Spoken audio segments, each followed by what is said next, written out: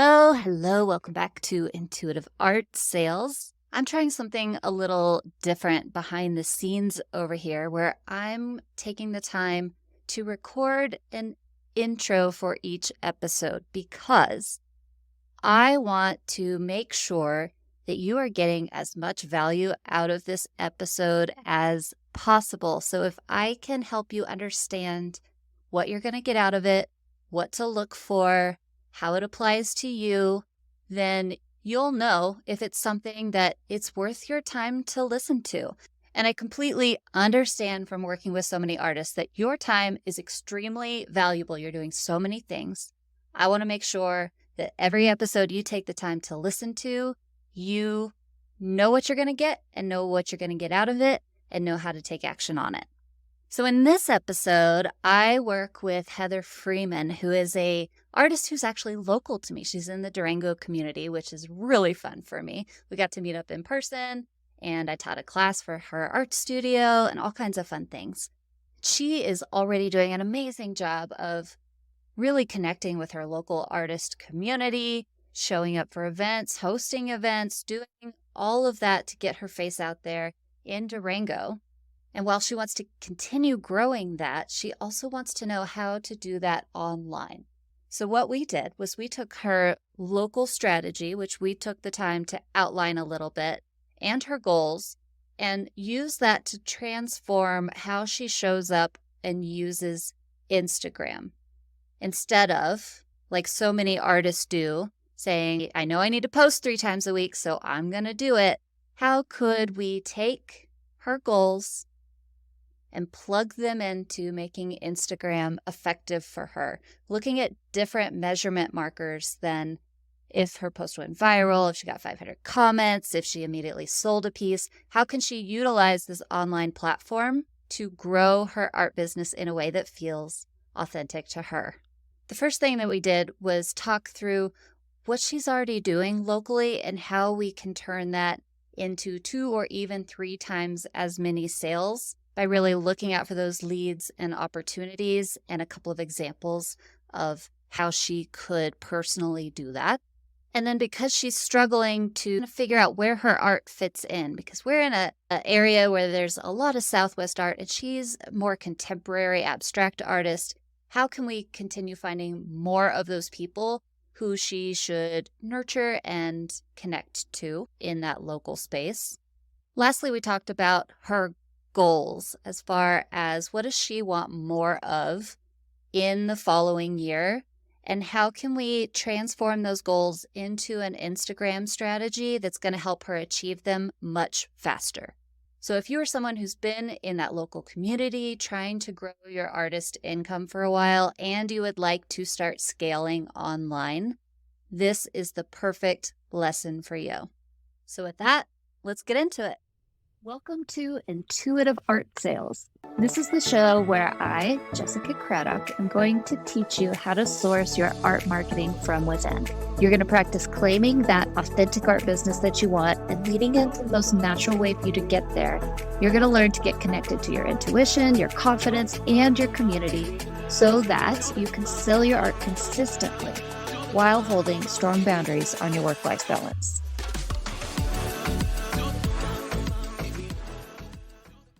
Welcome back to Intuitive Art Sales. I'm here with Heather Freeman, and I'm really excited to be with Heather because she is actually an artist that I got to meet in person a couple of different times. She's in my local community, and we've been having some fun together, so I invited her to come on this podcast and help her solve a problem or two. So I'm really glad you're here. How are you? I am great, and I'm excited to be here. Thanks for having me. You're so welcome. Okay, so let's just dive right in here and say, is there something in particular that you are coming today hoping to get, or would you like to just kind of explore with me? Probably a little bit of both. I mean, Yeah. Okay, let's start there. Where are you dreaming about taking things? This past year, I've gotten much better at making my art. I feel like technically speaking, it's stronger art. I'm getting better at saying what I want through my art. And so next year, I really want to connect with more people that vibe with what I'm doing. Mm. How? How do you want to connect with them? Well, I am starting to think about and connect with galleries as one way. I mean, I do it already in my own studio, but I know that I live in the Southwest, and Southwestern art is huge here. Mm-hmm. I'm a contemporary artist. I have lots of color. I'm pretty unusual, which could be powerful, to be Sure. a unique, you know, type of art here. But at the same time, I know that there are probably smaller pockets of people here. I just bigger masses, because I know that's going to be more powerful in terms of strategy for reaching people.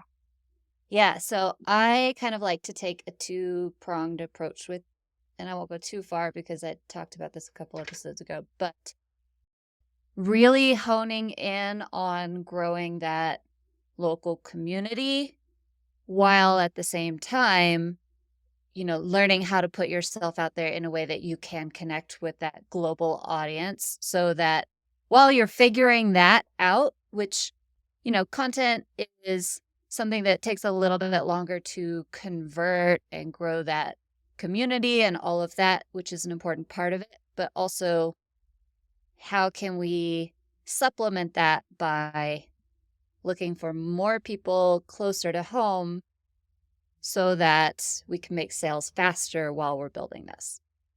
Yeah, that totally makes sense. Yeah. Which, being perfectly honest here, I did it backwards. As I think you know, 'cause we've kind of talked about this. I grew my business online for 6 or 7 years before I decided, wait a minute. There's a ton of artists around here. What the heck am I doing? And that's kind of where we kind of connected. But I don't want people to make that mistake. And I don't think that you're doing this. But I'm just going to, I want to be bigger. So I'm just going to start big. Let's figure out how to make big work in steps so that we're not disappointed when it just doesn't automatically take off. And one way to do that is by testing with your community. So let's talk about what has worked inside of your community. You said earlier that you have had increasing sales this year. What have you done?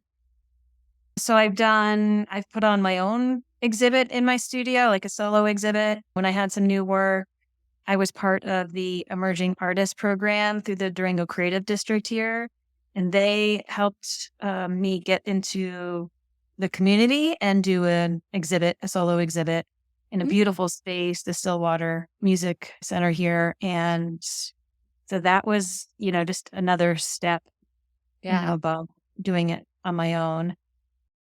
And then I've been a part of organizing as well as part of being an artist for the Durango Open Studio Tour as a way to, again, like get myself out there and get some exposure and bring people into my studio and into my process.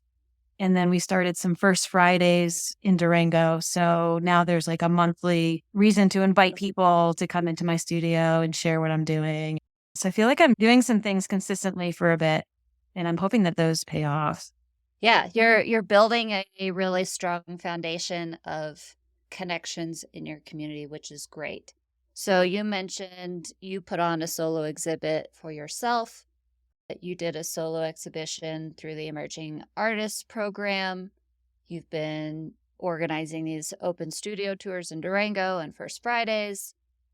Have you been paying attention to opportunities that may have arisen during those moments, but you were just so overwhelmed at the moment you maybe didn't follow them through, to where this solo exhibition could lead to being in someone's coffee shop, or someone who said they were interested but never quite got around to buying anything? Or have you, looking back, experienced any of those moments?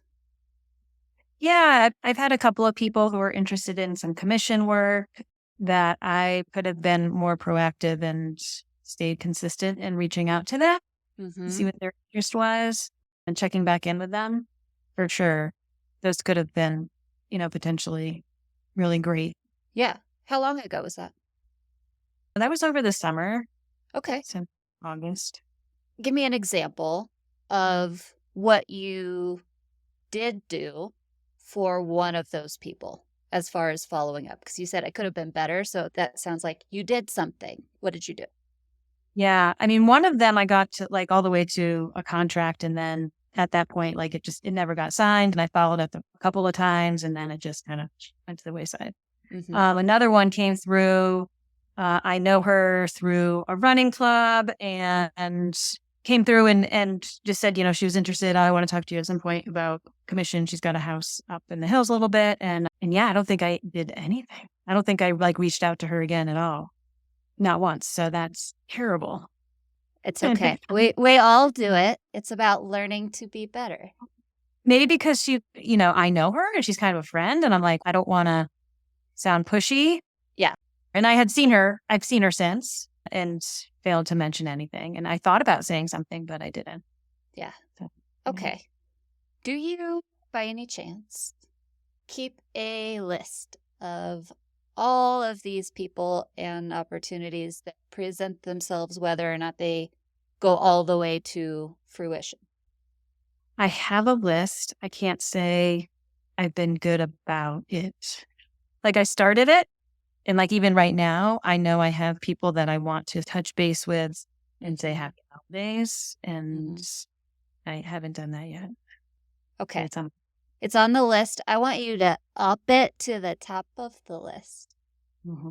Because honestly, it's the easiest thing to put off. So let's say, I don't know, I'm going to make this up. You got 10 people on that list. Probably, if I'm just using my powers of deduction, since it's December 13th and Christmas is in 10 days, right now is probably not the time to go, hey, did you want to talk about that commission or that opportunity or that thing you said we could do together? Probably not the time for that. But what it's a great time for is touching base, making their day, doing something nice for them, thinking about how can I be a good human to this other person. Actually, let's get out a piece. Do you have paper? I do, yeah. Okay, let's get a piece of paper and just pretend that we're working on our list right now. So we're going to put name 1, name 2, name 3, 4, 5, 6, 7. Okay, so person 1 is friend from running club. Let's think about that person. What would be something lovely that you could do to that person?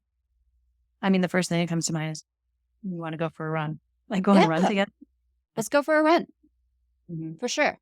So the connection ladder that I see in my mind looks something like this changes every time depending on when I'm saying it. But I'm writing something en masse, like a piece of content, and they see it. It's a connection point, but it's lower down ladder, right? Whereas, let's say you sent them a text, it's a little bit further up, or a voice memo like you sent me the other day, a little bit further up, a video, a little bit further up, a group thing where you get to connect further up, in person, one-on-one is like tippy-toppy. Okay. So going for a run, just opening that door, I'm thinking about you. How are you? Do you want to go run? I want to let off some holiday steam type of thing. That's a great connection point. That opens the door for, let's say, I don't know, middle of January, for then you to go, hey, I'm really working on being better in my art business about, great customer service and making sure that if people bring something up, I'm there to support them. A long time ago, you mentioned that you might be interested in a commission, and I didn't get back to you, and that's my bad. But my goal this year is to make sure I am the best artist I can be, and I just wanted to see if that was something you still wanted to talk about. Also, humanity. We're bringing humanity into that. I could have done this. I didn't. I'm sorry. Here's how I'm trying to be better. Yeah, that's a really sweet way of saying it. Yeah. Who's next? I have a friend, Emily, who we've talked about doing a collaboration together. She's a reupholsterer.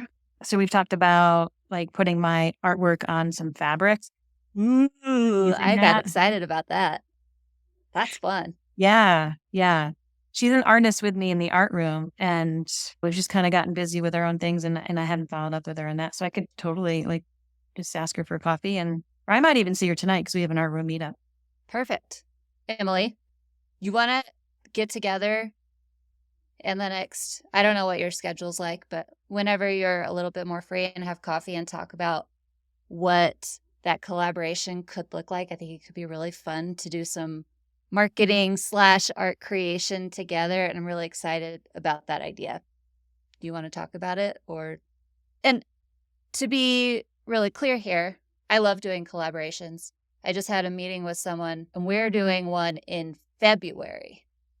I'm planning it now Mm. because the opportunity to chat was now. But that doesn't mean just because you're talking about it now, it has to be done before Christmas or whatever. We can plan things out in advance. All right. So we're going to stop there because I think you get the idea, right? But that list is one of the main ways you triple your sales.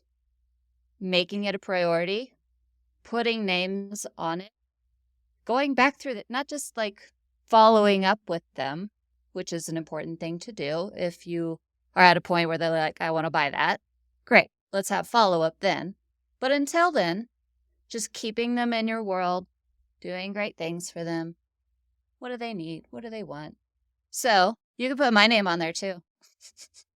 Because you already do that with me. So then you'll just have another name to put on your list. Yeah. Sounds good. Okay. So then we've got our list where doubling and tripling our sales, our local sales, because every time we put ourselves out there, solo shows, First Fridays, etc., we are looking for names. What types of names are we looking for? Do you know the answer? Tell me what you would put on there. I'm not sure I know what you're asking. Like what type of Like, person? yes, we're going to put, if they say, I want to do a collaboration with you, I have an opportunity for you, I want to buy something at some point. Of course, those people go on there. But is there anyone else that you might think about who could help me grow in this local community to find more leads and opportunities? What type of Mm. people would those be? Yeah, I mean, I guess there's another person that it goes back to putting this person on my list, but could also help me. And she's a realtor and has said that if I wanted to like put together like a little work with the other artists in the art room and put together like a little basket of goodies, like she often does like a welcoming gift to her clients. That's a possibility. And I haven't done what it needs to make that come to fruition. So Yeah.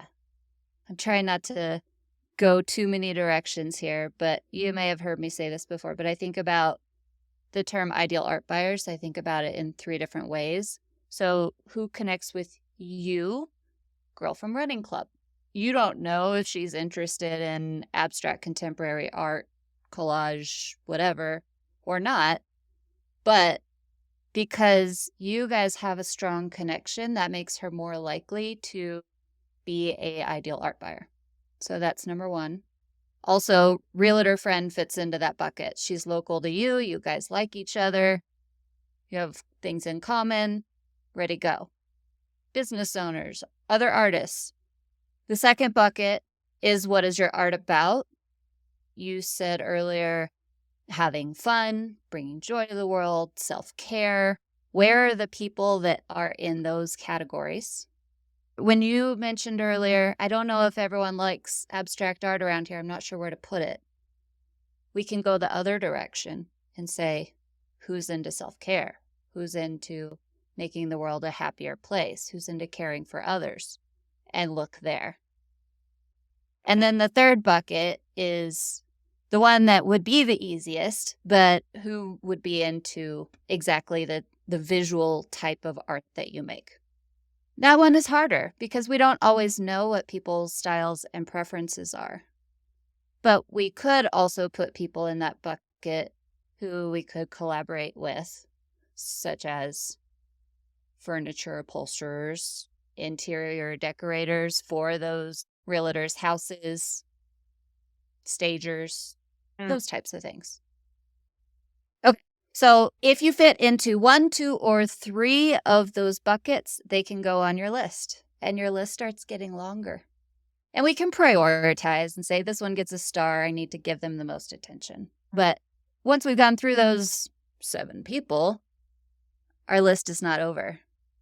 We're still creating connection in all of these different places with all of these people who have one of those 3 buckets. Okay. So then online, how does that translate? So you said you're looking for going more globally was not the word you used, but how would you like to show up online to do that?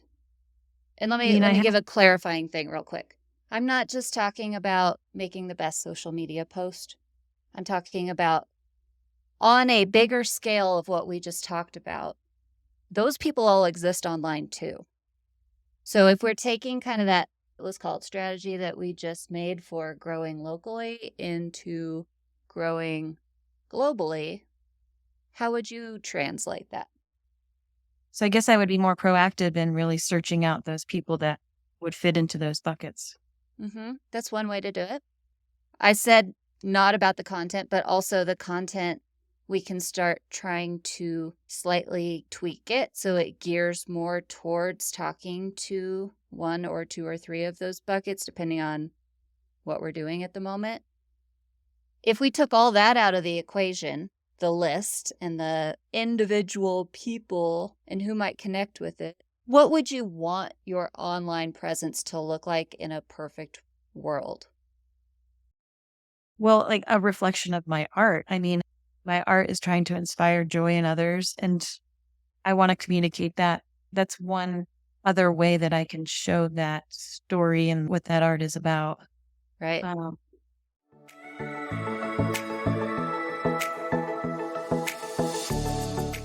Okay, hold up. We're going to take just a quick little break, and then we're going to come back. But I wanted to pause and say, we're going through this pretty quickly on a high level overview. But if you've been listening to this episode and saying, yes, this is what I need, I need to do more of this, you're going to continue getting a lot of value out of this episode. Keep listening. But if you are someone who knows that having someone on your side who teaches this on a regular basis and could help personalize it just for you, would you be interested?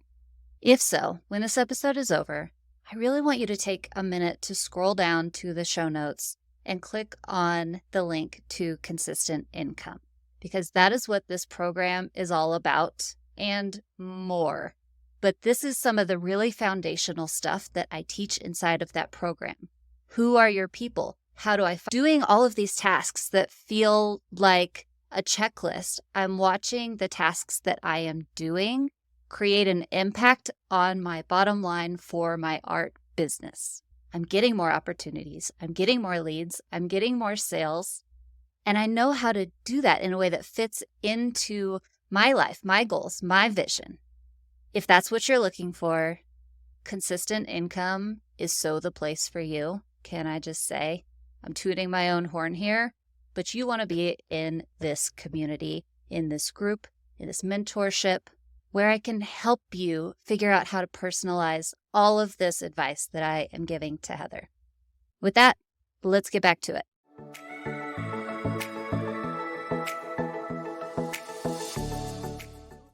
Okay, let me ask a different question. If we're thinking about platforms, I'll give some examples. Email, Instagram, Facebook, Pinterest, blog, YouTube, Etsy, Art Finder, gallery who works online and represents artists. What types of places, if you could choose, would you want to invest your time in? Email feels really good because that would be the strongest and most direct connection. It would feel good to have gallery representation and to have a team, like to feel like I'm on a team of people that we believe in each other and we're supporting each other. Instagram, I mean, I've been on that for a little bit.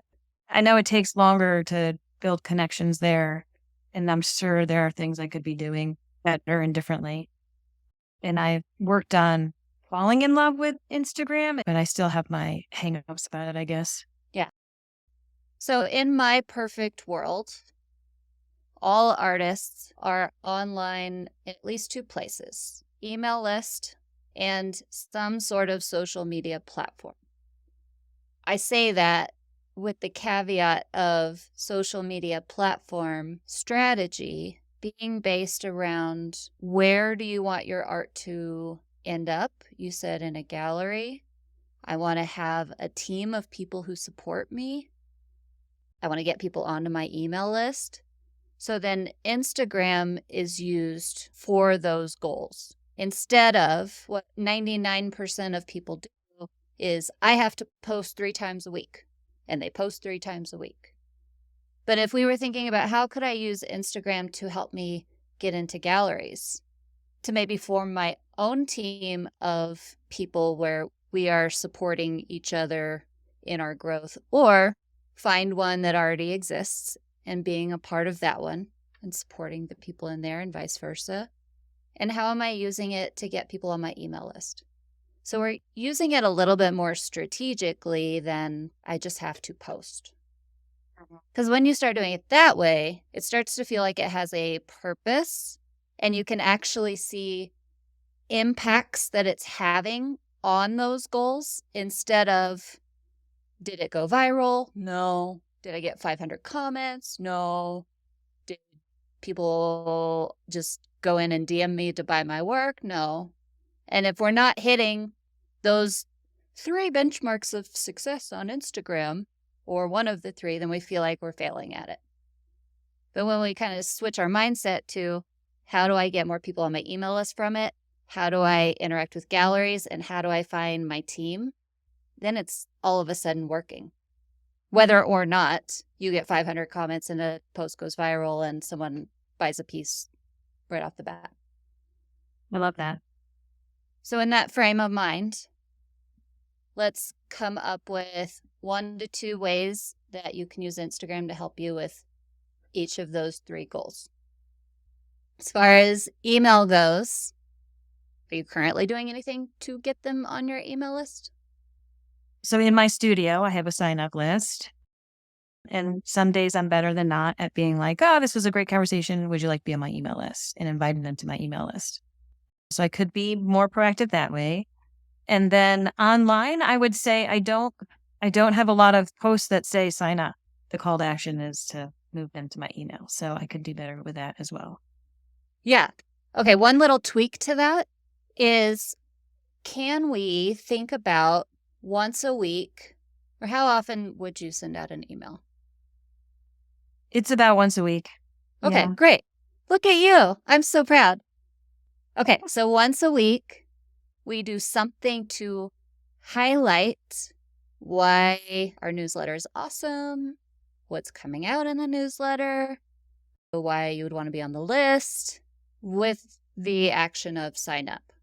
So a lot of people will bury the lead.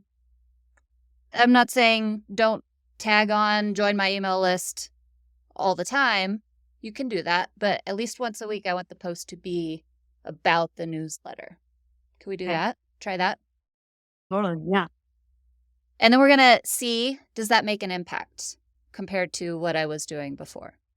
Okay. So like really measuring how many people join this week, even if it's 1. I'm guessing it's more than the week before and the week before. Also, you said sometimes I'm good at inviting people to my list. That's that second habit. Since you know how to do it, you've done it. We're going to make it a habit. What would you like that habit to look like? Can I invite 5 people a week? Can I invite all my new followers? Every time someone DMs me, can I say, hey, I would love to connect with you on a different platform? Would you like to be on my newsletter? What would you want that to be for you? Yeah. I mean, I would want to do it both in person in the studio Mm-hmm. as well as online. Definitely. But just because we're talking about that more online presence at the moment, what would you like that to look like on the internet? Yeah, and I guess I would need to decide, we talked about those 3 buckets. Would it be about, like, being a part of the community of joy seekers, like, where Hmm. it's about the process and getting to that happy place, or is it you're saying yes? Well, I'm nodding because I'm happy because you are kind of connecting the dots yourself. Like, if the people that I'm trying to really connect with online are those joy seekers, self care, having fun with the world people, then our newsletter should also reflect that. Okay. The And abstract collage portion is just a bonus, and they're going to see that on your Instagram and they're going to see that in your emails. Then we don't have to look for, well, does this person follow artists who are abstract artists? Let me dig for 20 minutes. uh-huh. We can just cut that part out. And they're going to say yes, or they're going to say no. And some people are going to say no, and that's okay. We're letting them decide, but we're making the invitation. Okay. Okay, so Uh-huh. your criteria, if I understood you correctly, is if they look like someone who cares about self-care, joy, having fun in the world, you invite them. That is the goal. Yeah, whether it's on the post, we'll do the post 1 times a week, or if I end up, chatting with someone on Instagram, I'm trying to get better at, like, evolving the conversation. So it's because I always say hi to new followers and then I'll follow Yeah. them back. And I'm getting better at, like, okay, how do I keep that conversation going so that I can ask them? Mm-hmm. So I will ask those people as well. A thing you could think about down the line is an opt-in. And I have mixed feelings about them for artists, but mostly positive. What could I create that would bring value to someone's life around self-care, joy, having fun? It doesn't have to be necessarily even a teachable moment. It could be like, how do you bring joy to the world? How do you do self-care? Name a couple things. Well, it really came out in this last series that I did, and it was all about incorporating those things that I do. I mean, starting out is just recognizing, like, I was having a challenging moment and was in a bad headspace, but yet I want to paint and I want to paint joyful things. So it's all about, okay, well, how do I get to that? And so the painting process is literally, how do I get from that place of struggle and pain and move my way up kind of that emotional scale to get to that place of joy. And so, like, self reflection and just honoring that I'm in this place of struggle for one, and then kind of deciding what is it that I really want. And then taking time, like when I'm painting, sometimes those first layers are pretty, I don't want to say ugly, but it's not where I want it to go. Mm, It's not bright and colorful yet. And so it might be pretty, like, muddy colors, which is fine. It's just not where I want it to go. So just, like, being okay with each stage of the creative process and it going through those messy stages to get to the place that I can look at it and I really love the piece. Yeah. So I feel like there's something in there, like, to make that connection. It's a yeah. little bit like, it's more like self-care for sure, intermixed with the art. Yeah. I'm just going to throw this out there and then it needs to be refined. But maybe it's not a thing they get when they opt in. Maybe the newsletter is where I can share more vulnerably about how, even when I'm in a place where things aren't what I want them to be, how I can use creativity to work through that and kind of like what I think about and how I do it. So it's not, you're not teaching them to do it. You're sharing kind of a behind the scenes, more special version of you that maybe you're not quite comfortable putting up online, but it's behind a quote unquote paywall where they have to give you their email address to get those Mm. more real stories from you. And maybe that evolves at some point. But that could just be the thing, is that the newsletter is the thing that they want. Yep. Yep. Okay. So moving on, we said galleries. So if we're using Instagram, and one of our purposes of Instagram is to find galleries in the United States, around the world, where in Colorado, where are we looking? Around the United States, like Southern California, maybe Salt Lake City, maybe Denver, maybe Santa Fe. So kind of the Western US. Yeah. And that's not to say we're limiting ourselves forever. We're just saying, what do I want to look at right now? Okay. So one of the ways to use Instagram is also as a research platform. You can think about it as content. You can think about it as connecting. You can think about it as research. Research is actually kind of one of my favorite ways to use it because it's visual. It's pretty. So we can start looking for Western US galleries on there that we can add to our list, that we can start spending time looking at their application processes. Once they're on our list, start looking at what is their application process, who are their artists, finding their artists on Instagram, connecting with them, asking them questions, seeing when they have a cool show that you might want to go to. You could, join their challenge or share their thing or that kind of thing. So researching and connecting. What are 2 ways that you would like to use Instagram to help you with that gallery project for 2024? Yeah. I mean, just to understand who they are, because I know that I'm not going to fit every gallery out there. Like, Yep.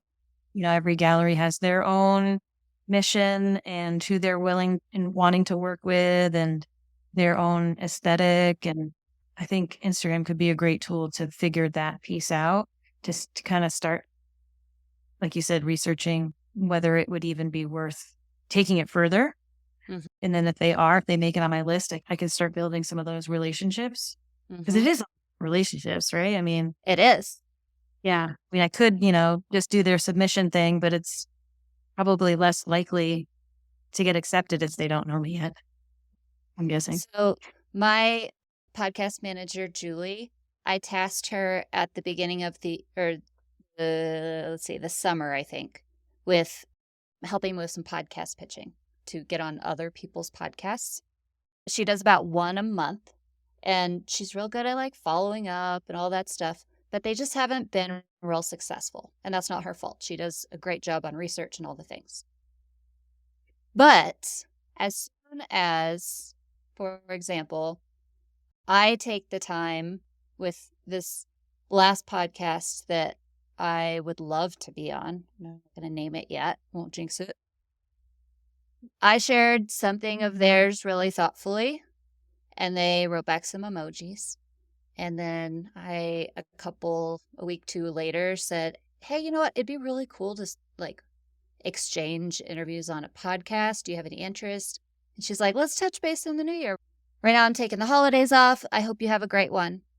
And it was a great interaction and felt very positive towards that could be the thing. And it was honestly so easy. I didn't spend hours researching and writing a pitch and blah, blah.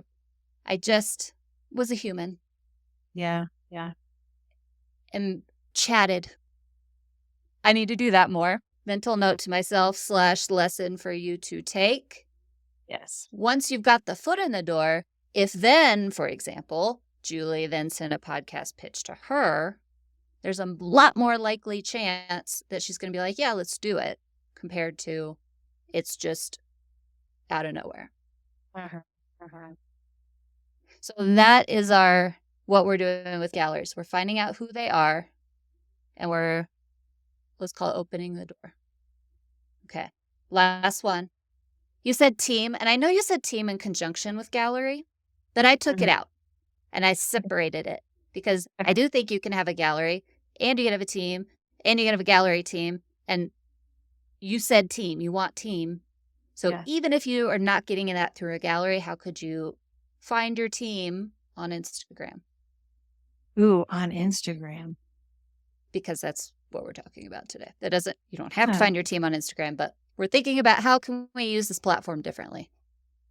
Well, I have taken a class with a mentor who has other artists who help out in like the community space. Mm-hmm. And so like we can submit our artwork and then someone from the team will pop in and give us feedback.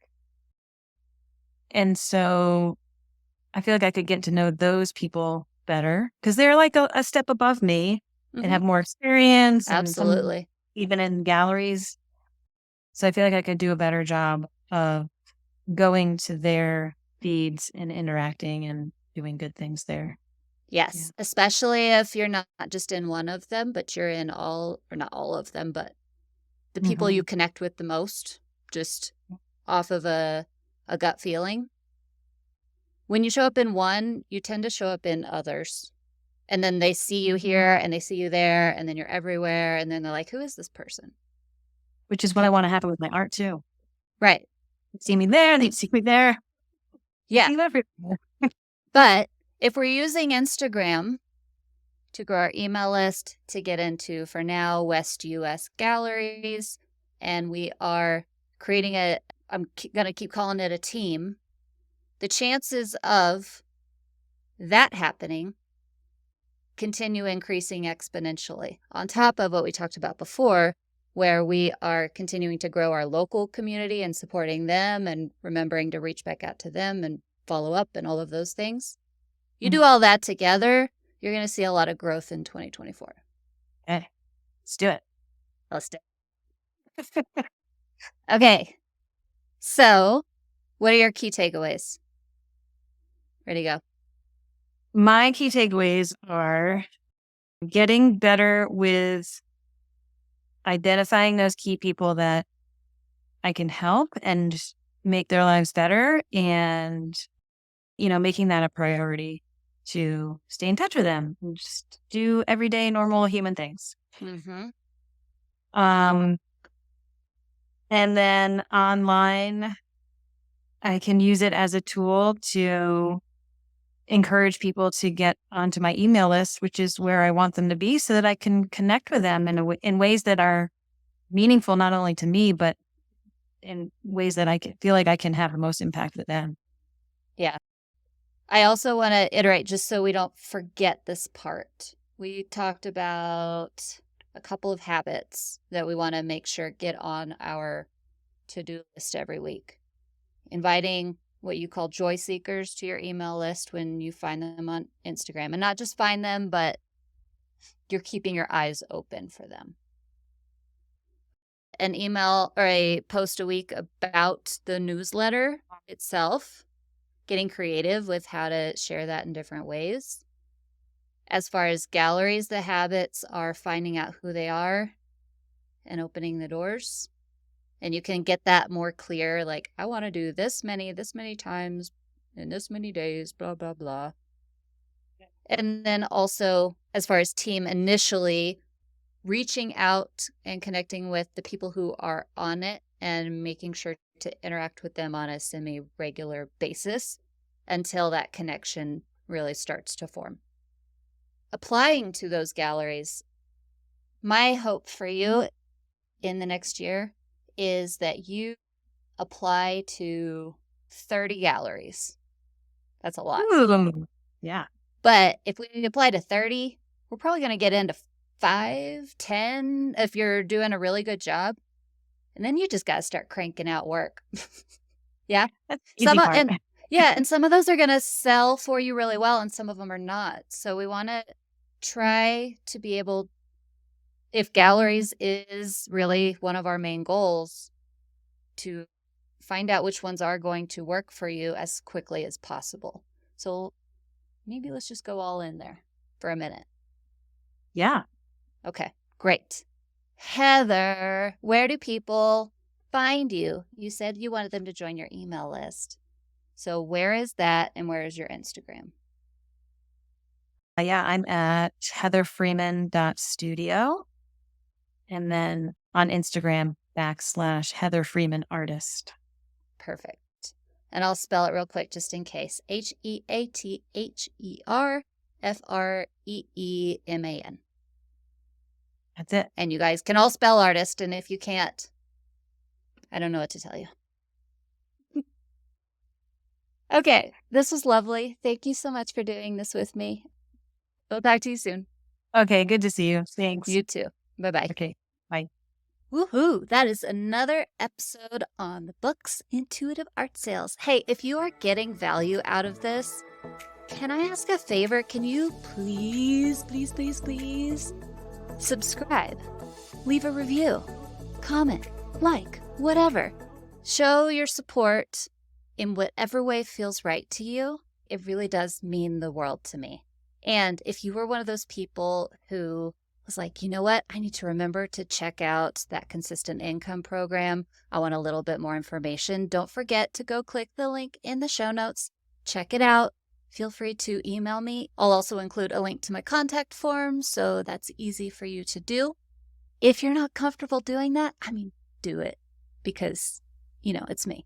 But also, if you're not comfortable doing that, there's also a form on that consistent income page that you can fill out to have more information emailed to you.